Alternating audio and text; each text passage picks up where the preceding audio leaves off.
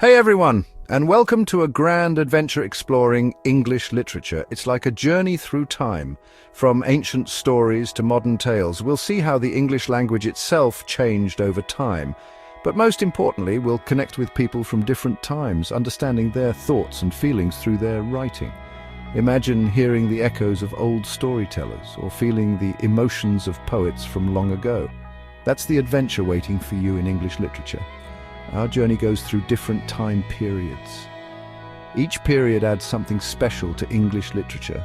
We'll see unique writing styles, themes, and voices that shape this tradition. Our first stop is the Old English period from 450 to 1066 AD. This era marks the beginning of the English language as we know it today. It was a time of great change and development, laying the groundwork for the rich tapestry of literature that would follow.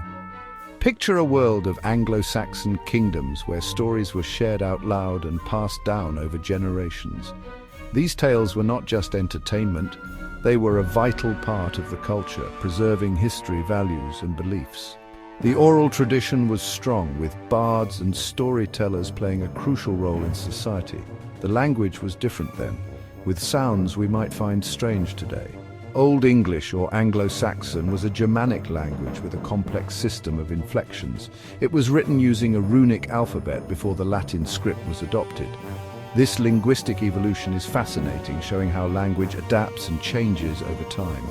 One famous story from this time is Beowulf, an epic poem that has survived through the ages. This tale is not just a story, it's a window into the values and beliefs of the Anglo-Saxon people. It's about a brave warrior named Beowulf who fights monsters. His battles against Grendel, Grendel's mother, and a dragon are legendary. These stories of heroism and bravery were more than just entertainment. They were a way to inspire and teach important lessons about courage and honor. This poem shows us what the Anglo-Saxons valued: courage, fate, and respect for nature. The concept of weird or fate was central to their worldview. They believed that one's destiny was predetermined, yet how one faced that destiny was a measure of their character. The Old English period might feel far away, but it's the foundation of English literature. The themes and stories from this time continue to resonate, influencing countless works that followed. Understanding this period helps us appreciate the depth and richness of the English literary tradition. It reminds us that stories are timeless, connecting us to the past and teaching us lessons for the future. The tales from the Old English period are not just relics of history, they are living narratives that continue to inspire and educate. They show us that while times change, the human experience remains universal. Next is the Middle English period, spanning from 1066 to 1500. This era marks a significant transformation in the English language and literature. Big changes happened in English literature during this time. The period saw the blending of different cultures and languages, which greatly influenced the way people wrote and spoke. The Norman Conquest in 1066 AD was a pivotal event that changed the language and culture of England. The Normans brought with them the French language, which began to mix with Old English. From this fusion, Middle English was born. It was a unique blend of Old English and French, creating a new linguistic landscape that would shape the future of English literature. One of the most famous works from this period is the Canterbury Tales by Geoffrey Chaucer. Chaucer's work stands out for its vivid storytelling and rich characterizations. The Canterbury Tales is a collection of stories told by different travelers on a pilgrimage to Canterbury. Each traveler shares their own unique tale, providing a snapshot of medieval life. Through these stories, we meet a diverse cast of characters, including knights, nuns, and everyday people. Each character brings their own perspective and experiences to the narrative. Chaucer's work is both funny and smart, offering a glimpse into the social and cultural life of the time. His tales are filled with humor, wit, and keen observations about human nature. The Canterbury Tales is a big deal because it shows how English was changing and how new types of stories were being written. It reflects the dynamic and evolving nature of the English language. The Middle English period reminds us that literature is a mirror of its time. It captures the essence of an era, preserving the voices and stories of people from the past. This period laid the foundation for the rich and diverse tapestry of English literature that we know today.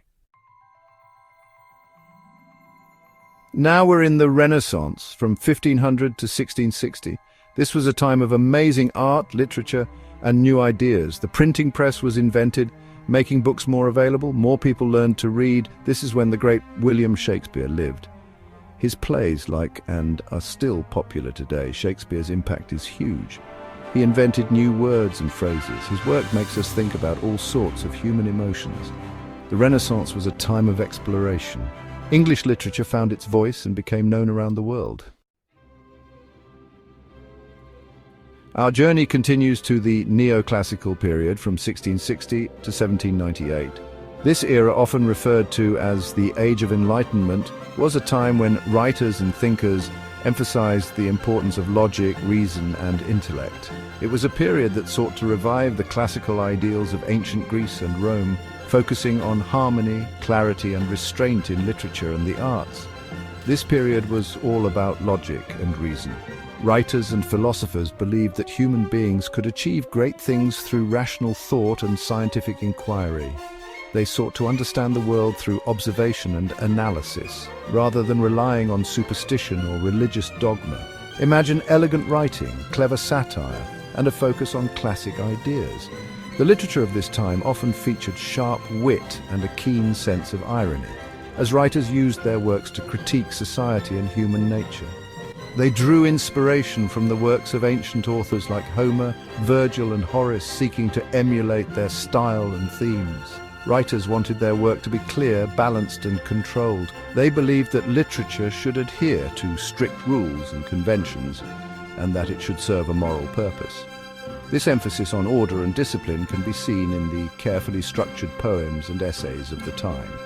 Jonathan Swift, a master of satire, used his writing to criticize society in works like Gulliver's Travels and A Modest Proposal. His sharp wit and biting humor exposed the follies and vices of his contemporaries, making him one of the most influential writers of the period. Alexander Pope, a famous poet, wrote about morality and human nature. His works, such as The Rape of the Lock and An Essay on Man, explored the complexities of human behavior and the importance of virtue. Pope's polished and precise verse exemplified the neoclassical ideals of clarity and elegance. The novel, a newer type of story, became popular during this time. Writers like Daniel Defoe and Samuel Richardson pioneered this form, creating engaging narratives that explored the lives and experiences of ordinary people. Defoe's Robinson Crusoe, a story about survival and self-reliance, was a big hit and remains a classic to this day. By Daniel Defoe, a story about survival was a big hit. This era was all about using reason and observation in writing. Writers and thinkers believed that by studying the natural world and human society, they could uncover universal truths and improve the human condition. This spirit of inquiry and discovery was a hallmark of the neoclassical period. The neoclassical period reminds us that literature can make us think about important social issues. Through their works, writers of this time encouraged readers to reflect on their own lives and the world around them, sparking conversations about morality, politics, and human nature. Writers used their skills to start conversations that are still relevant today. Their emphasis on reason, clarity, and moral purpose continues to influence literature and thought, reminding us of the enduring power of the written word.